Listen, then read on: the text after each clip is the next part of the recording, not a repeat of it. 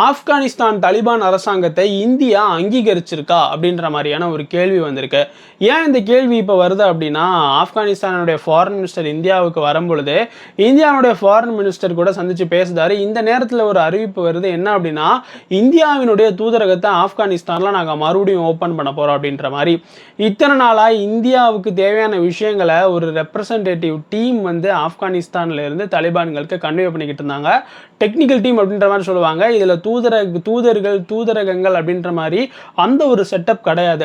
ஏன்னா இந்த ஆப்கானிஸ்தான் தலிபான்கள் அரசாங்கம் ஒரு பயங்கரவாத அரசாங்கமாக உலகம் பார்க்கறதுனால ரஷ்யாவை தவிர வேற எந்த நாடுமே ஆப்கானிஸ்தானா ஒரு நாடை அங்கீகரிக்கல இந்த தலிபான் ஆட்சி வந்ததுக்கு அப்புறத்துலேருந்து. அதனால இந்தியாவும் தூதரகத்தை ஓப்பன் பண்ணாமல் வச்சுருந்தாங்க. ஆனால் இப்போ என்ன இருக்கு அப்படின்னா, இந்தியாவுக்கும் ஆப்கானிஸ்தானுக்குமான உறவு மிக பெரிய அளவில் வலுவடைஞ்சிருக்கு.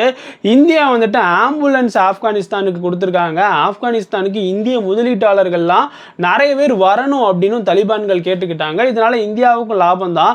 ஏன்னா அங்கே நிறைய இயற்கை வளங்கள் இருக்கு. ஆனால் அதை எடுக்கக்கூடிய எக்யூப்மெண்ட்ஸும் டெக்னாலஜியும் தலிபான்கள் கிட்ட இல்லை. இந்தியர்கள் போய் அதை எடுத்து ஆப்கானிஸ்தானியர்களுக்கு வேலை கொடுக்கறதோட மட்டும் இல்லாமல் இந்தியாவினுடைய ரேர் எர்த் மினரல்ஸ் தேர்வையை பூர்த்தி பண்ணுவாங்க.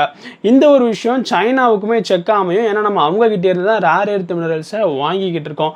அதையும் தாண்டி இன்னும் நிறைய விஷயங்கள் பாகிஸ்தான் முக்கியமாக, அதாவது ஆப்கானிஸ்தானில் இந்தியாவுக்கு எதிரான எந்த ஒரு விஷயமும் நடக்காமல் இருக்கிறதுக்கு நாங்கள் உறுதி கொடுக்குறோம் அப்படின்ற மாதிரி தாலிபான்கள் இந்தியாவுடைய அரசாங்கத்திற்கு உறுதி அளிச்சிருக்காங்க. அதையும் தாண்டி பாகிஸ்தான் எதிர்க்கிறதுக்கு மிகவும் உறுதுணையாக இருப்போம் அப்படின்ற மாதிரியும் இந்த ஒரு மீட்டிங்கில் தாலிபான் அமைச்சர் சொல்லியிருக்காரு. நம்ம சேனலை சப்ஸ்கிரைப் பண்ணாமல் பார்க்குறவங்க சப்ஸ்கிரைப் பண்ணிவிடுங்க.